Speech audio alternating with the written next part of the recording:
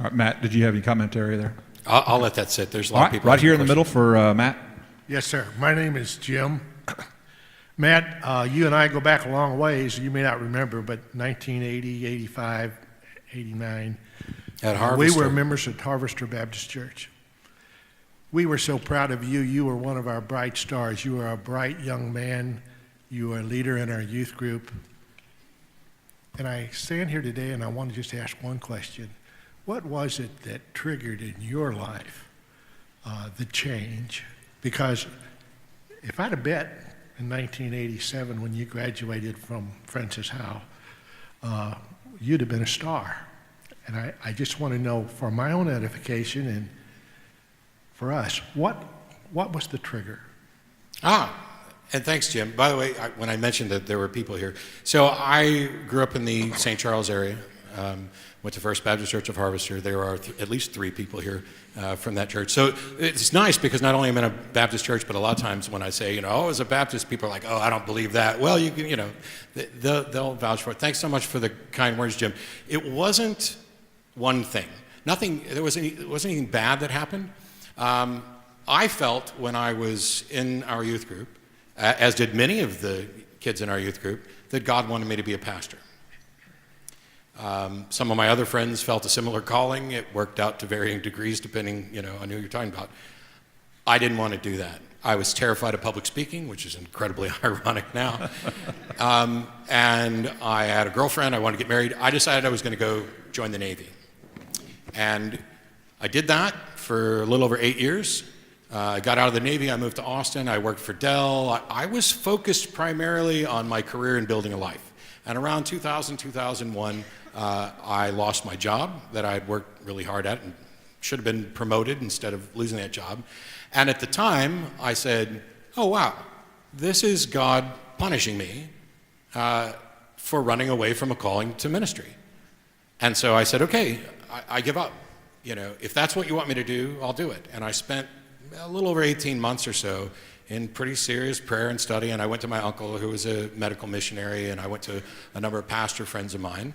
And at the time, my roommate was an atheist. We'd never had any conversations about this. It's just the way it was.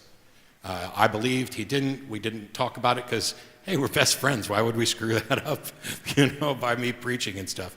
But when I decided that I was going to actually get serious about 1 Peter 3:15 and do what I thought I was being led to do, I did not want to get to heaven and have God say, why is this guy who you love like a brother burning in hell when you could have shared the gospel?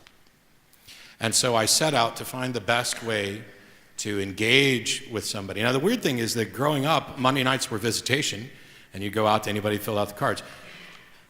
In my head, there was a definition of atheist that was Madeline Murray O'Hare, who I wasn't allowed to watch or listen to on TV. But then there were non-believers. They weren't atheists. Yes, they were. At the time, this is how I looked at it. These people they're just unsaved. They need Christ. So I had actually engaged with atheists without ever knowing it because my picture in my head was different. But I set out to figure out how to engage in the conversations with an atheist. And to make the long story short, this time of prayer and study backfired spectacularly. I wanted to be the best Christian that God wanted me to be, and evidently the best Christian he wanted me to be was an atheist, is how I joke about it. But the truth is, I spent a long time on my knees and frustrated and getting no answer. But I still didn't give it up for that.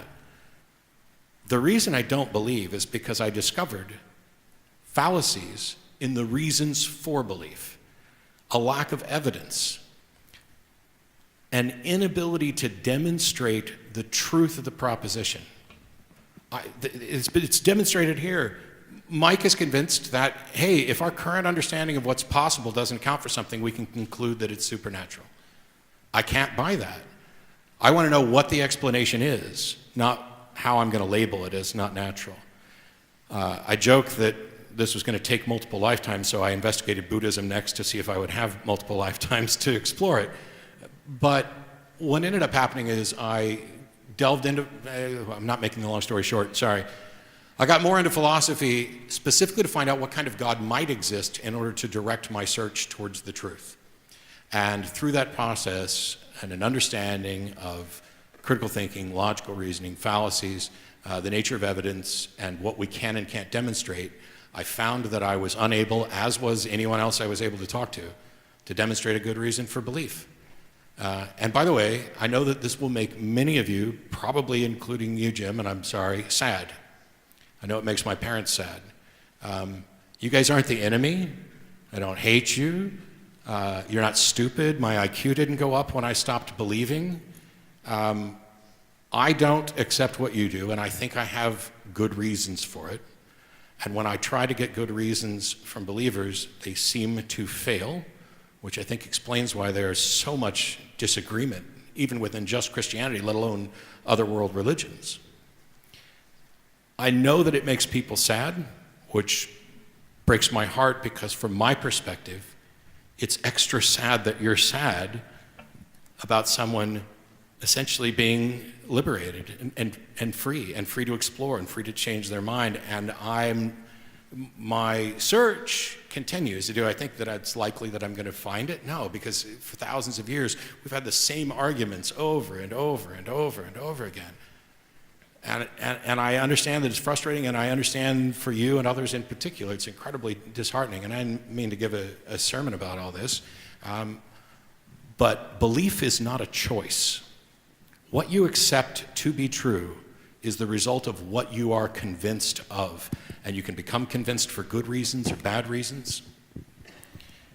I want to become convinced for good reasons. I haven't seen good reasons to believe Christianity, Islam, Hinduism, definitely not Scientology, blah, blah, blah.